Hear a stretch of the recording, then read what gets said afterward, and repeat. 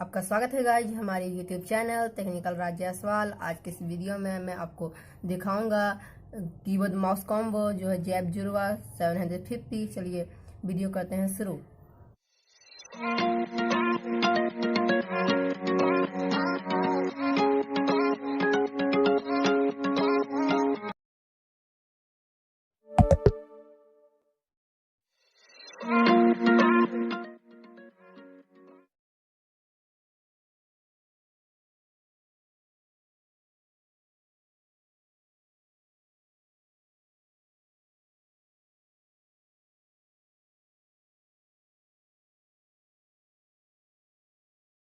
फिर इसके पैकेट को हम लोग साइड में रख लेते हैं।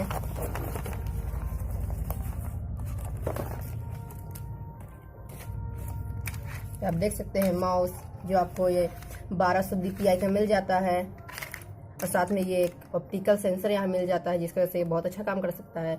आप ये देखिए इसके स्विच की आवाज़ सुन सकते हैं। स्क्रॉल स्विच जो बहुत अच्छा काम कर रहा है।